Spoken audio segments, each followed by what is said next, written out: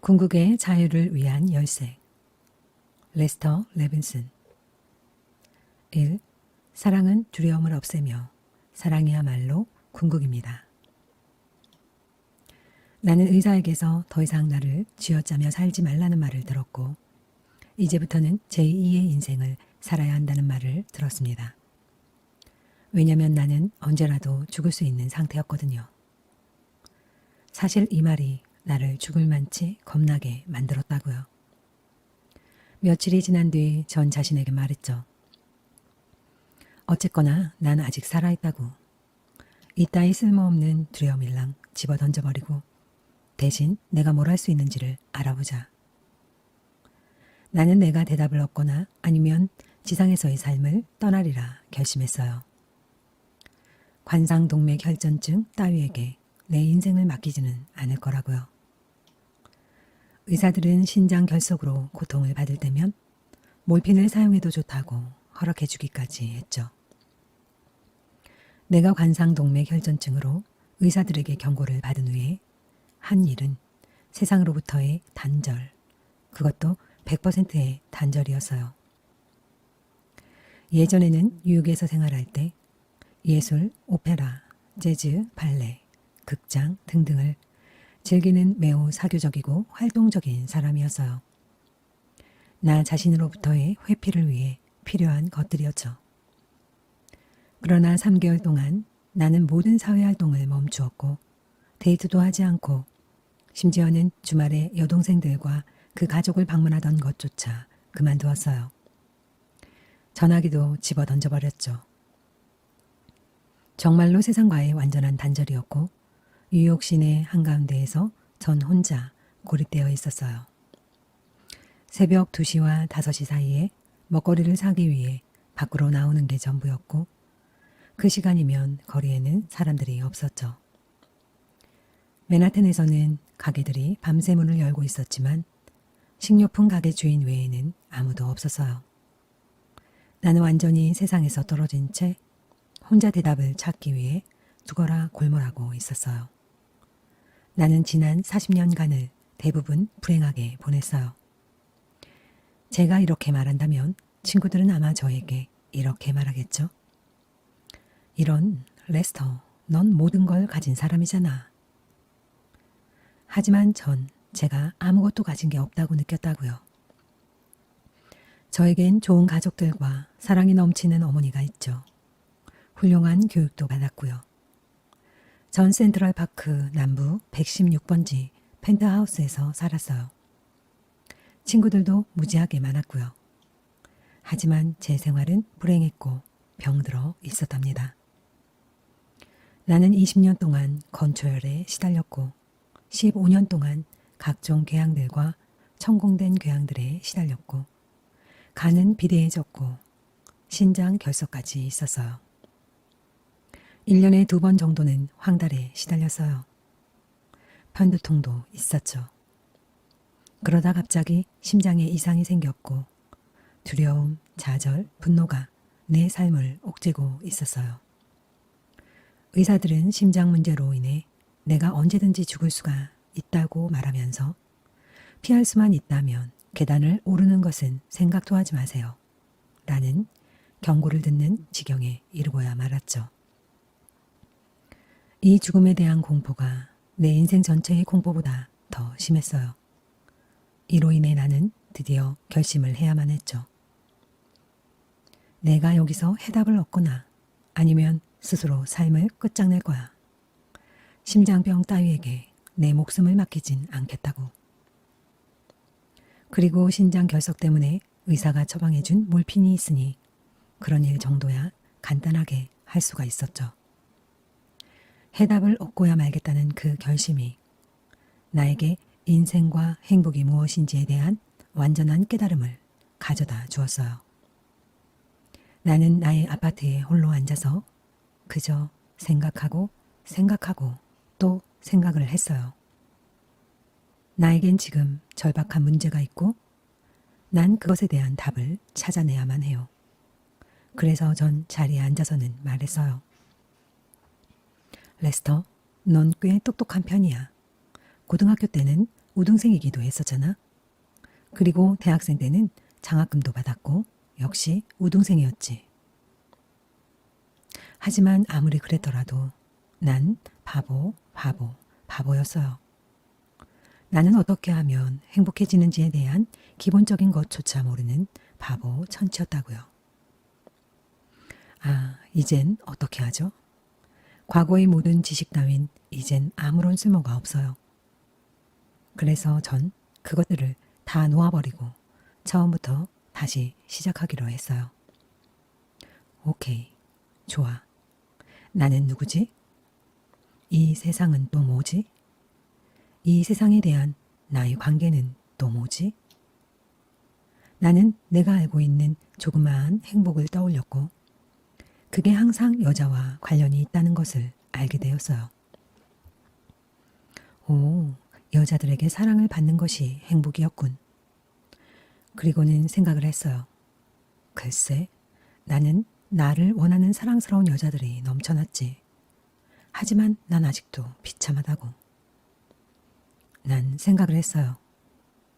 그렇다면 행복은 사랑을 받는 게 아닌 거야. 나는 그 생각을 다시 음미해 보았고 내가 그들을 사랑할 때 그때 내가 행복했었다는 것을 발견했어요. 결론은 나의 행복은 내가 사랑하는 능력과 같다.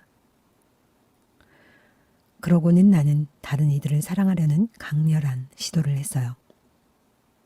나는 나의 과거 행동을 되살펴 보았습니다. 내가 스스로 누군가를 사랑한다고 생각했던 것들이 사실은 사랑받고자 하는 것일 뿐이라는 것을 알았어요. 예를 들어 나는 여자에게 잘 대해준 것이 그녀로부터 무언가 다른 것을 원했기 때문에 그랬었던 것이란 걸 알아차렸죠. 나는 스스로에게 말했습니다. 레스터, 이런 망할 자식. 당장 그것을 바로 잡으라고. 그리고는 그녀를 있는 그대로 사랑했습니다. 그녀로부터 무엇을 원해서가 아니라요. 나는 잘못을 바로잡을게 더 이상 보이지 않을 때까지 계속해서 바로잡고 또 바로잡았습니다.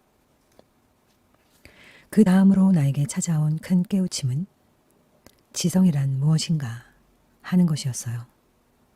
나는 우리들이 별 생각 없이 사용하는 지성이라는 것의 전체적인 그림을 가지게 되었습니다. 또한 나에게 일어나는 모든 일에 내가 책임이 있다는 것을 발견했습니다. 그리고 나서는 모든 생각이란 조만간 늦든 빠르든 물질화된다는 것을 알게 되었습니다.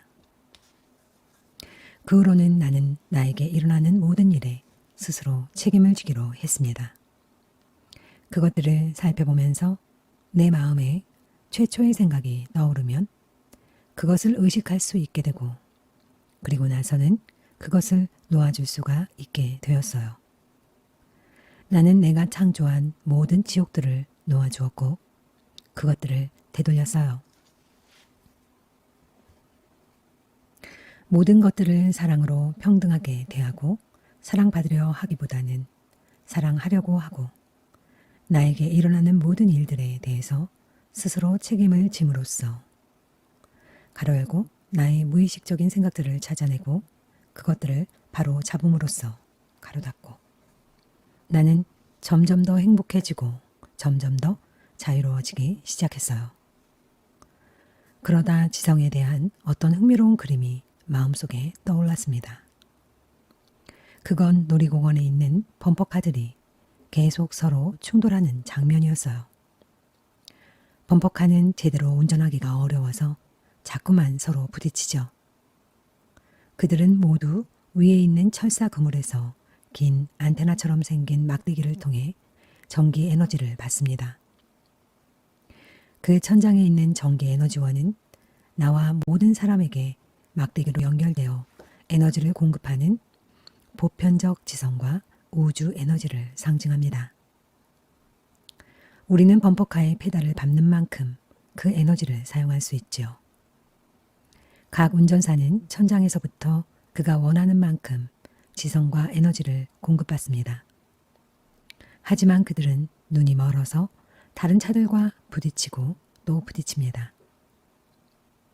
처음 2달 동안 나는 행복이 무엇이고 지성과 사랑이 무엇인가에 대한 해답을 찾았고 해답을 찾음에 따라 나의 긴장과 비참함의 무거운 짐에서 점차 벗어날 수 있게 되었어요. 첫 번째 통찰은 사랑에 관한 것이었어요. 나의 행복이란 내가 사랑할 수 있는 능력에 달려 있었다는 것이었죠. 이것은 어마어마한 통찰이었고 그것이 나를 자유롭게 하기 시작했어요.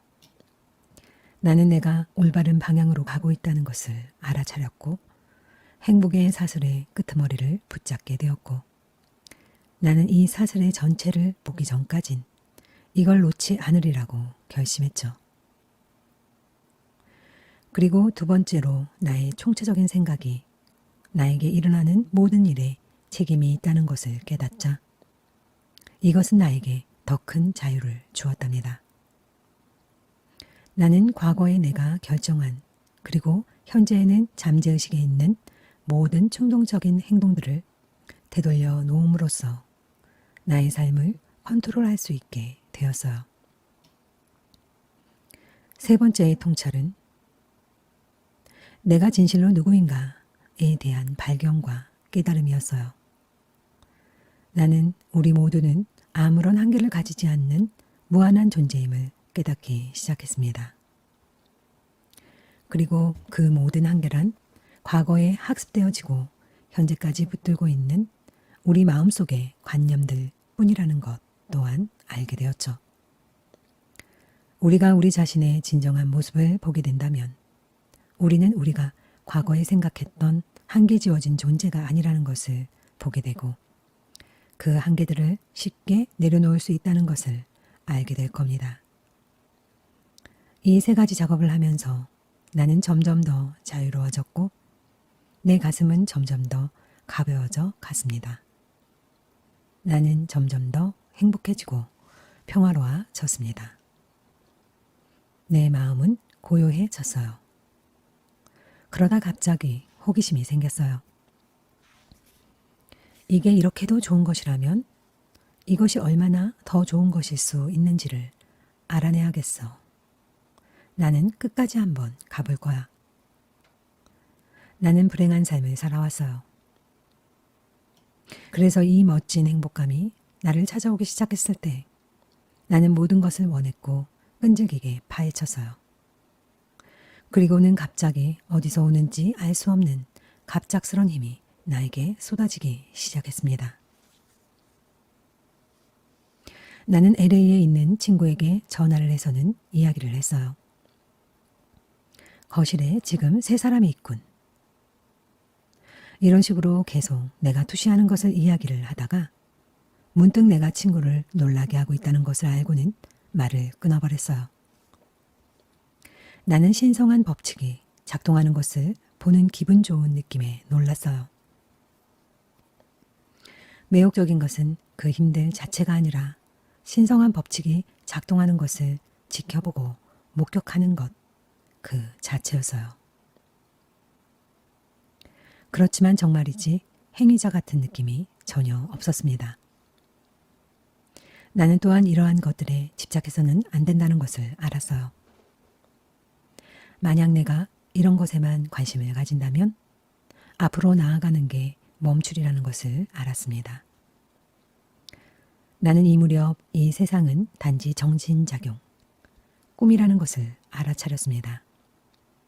그러니 꿈속에서 작동하는 힘들에 대한 관심은 내가 빠져나오려고 하는 꿈으로 다시 나를 밀어넣으리라는 것을 깨달은 것이죠. 나의 외로운 탐구의 시기가 거의 끝나갈 무렵 나는 알아채고야 말았습니다. 오, 이런 세상 모든 일들은 단지 내 마음속의 꿈 같은 것일 뿐이에요. 마치 밤에 꾸는 꿈처럼 말이죠. 그것도 당신이 밤에 꾸는 꿈보다 더 현실적이지도 않은 그 꿈 말입니다. 당신이 밤에 꾸는 꿈은 현실일까요? 아니요. 그것은 단지 당신의 마음속에만 있을 뿐입니다. 물론 아침에 꿈에서 깰 때까지는 그게 현실처럼 보이기야 하겠지만요. 새로운 진실은 나는 있다. I am. 이고 그것은 존재하는 전부라는 겁니다.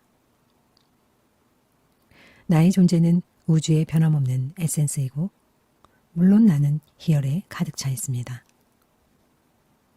이 상태에서는 모든 세상이 완벽하게 보입니다. 내 몸을 바라볼 때 나는 이 몸 또한 완벽의 일부로 봅니다. 이것이 나의 모든 질병들을 바로잡아 주었죠.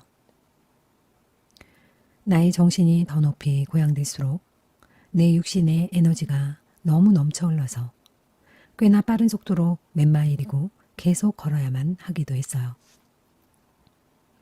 어떤 깨달음들은 육체가 감당할 수 있는 것 이상이기도 했어요. 그냥 가만히 앉아있기가 힘들었죠. 몇 번이고 나는 새롭고 강렬한 에너지가 다시 들어올 수 있도록 걷고 또 걸어야만 했어요. 나는 잠재의식적인 심리적 장애, 경향성, 편견 등등을 되돌리고 있었어요. 그러면서 점점 더 자유로워짐을 깨닫게 되었고 마침내는 자유로움이 나의 기본적인 천성이 되었습니다. 나는 점점 더 자유롭고 또 자유로워져서는 충분할 만큼 정신적인 한계를 벗어버리자 나의 진정한 자아가 스스로를 드러내기 시작했습니다. 나는 나의 진정한 자기, I am은 존재 그 자체일 뿐임을 알게 되었습니다. 그리고 나의 존재는 바로 우주의 존재 그것이었어요. 그리고 나는 우주의 모든 것과 하나라는 것을 알게 되었습니다. 나는 우주의 모든 것 안에 들어있는 원자 하나하나와 하나였어요. 당신이 만약 이런 상태에 이른다면 당신은 개인적인 분리감, 즉 에고의 느낌을 몽땅 다 잃어버리고 말 겁니다. 내가 나 자신이 우주의 존재 그것임을 알게 되었을 때 이 세상의 모든 것들은 마치 꿈처럼 나의 상상에 의한 이미지에 불과함을 알게 되었어요. 나는 내가 육체라고 상상하거나 꿈을 꾸었죠. 지금 이 순간 나는 내가 이 육체라고 꿈꾸고 있어요. 실제로는 말이에요. 유일한 존재는 바로 존재일 뿐이랍니다. 이것이 바로 모든 삼라만상 뒤에 있는 변함없는 진정한 근본이죠. 그리고 당신 또한 그러합니다. 나의 탐구가 시작될 무렵 나는 더 이상 떨어질 나락이 없는 상태였어요. 나는 오랜 세월 온갖 질병들에다가 심장 이상 그리고 깊은 죽음의 침울함과 비참함에 쩔어 있었어요. 그러나 3달 뒤 나는 완전히 반대, 극단에 서 있게 되었어요. 나는 너무나 행복했고 내 얼굴에서는 미소가 떠나질 않았어요. 이루 말로 표현할 수 없는 환희심과 가벼움으로 말이에요. 내 인생의 모든 것이 나에게 활짝 열려 있었습니다. 내 삶에 대한 완전한 이해를 통해서 말이죠. 그것은 간단히 말해서 우리 모두는 한계라는 개념을 스스로에게 부여한 무한한 존재라는 것입니다. 그리고 우리는 스스로 받아들인 한계로 인해 비참한 생활을 하고 있었어요. 마치 그게 진짜인 것처럼 말이죠. 왜냐하면 그것들은 우리의 타고난 본성인 완전한 자유와는 정반대의 것이니까요. 하지만 그것들은 모두 환상이고 정신적인 개념일 뿐이랍니다. 이전의 삶과 이후의 삶은 완전히 서로 다른 2개의 극단입니다. 처음에는 극도의 비참함과 고통이었어요. 이후의 삶은 도저히 말로 표현할 수 없는 행복과 고요함이 되었어요. 삶 그 자체가 너무나도 아름답고 너무나도 조화롭게 되어서 매일매일 모든 날들이 모든 것들이 완벽하답니다. 뉴욕 도심을 차를 몰고 다닐 때 빨간 신호등에 걸리는 경우가 거의 없어요. 내가 주차를 하려 하면 두세 명의 사람들이 멈추어 서서는 나에게 주차장 방향을 알려주려고 거리로 나오기도 합니다. 택시 운전사들이 내가 주차할 곳을 찾는 걸 보고 자신의 주차 장소를 양보하는 경우도 여러 번 있었어요. 그러고 나서는 자신들이 왜 그렇게 했는지도 모르는 겁니다. 주차했던 경찰들도 자리를 뜨면서 나에게 주차할 때를 내주더군요. 왜 그렇게 하는지도 모르면서 말이죠. 그러나 난 그들이 그렇게 하면서 기분이 좋을 거라는 것과 앞으로도 계속 그렇게 하리라는 것을 알았어요. 그리고 나는 항상 그들에게 감사하는 마음을 가지고 있죠. 가게에 들어갈 때에도 판매원이 가던 길을 멈추고 행복한 마음으로 나에게로 와서 도와줍니다. 식당에서 내가 주문을 해놓고 난 뒤에 마음이 바뀌면 내가 말하지 않아도 내가 원하는 걸 가져오더군요. 나의 진동이 그들을 기분 좋게 만들어주고 그들로 하여금 나에게 무언가를 베풀어주고 싶은 마음이 생기게 하는 겁니다.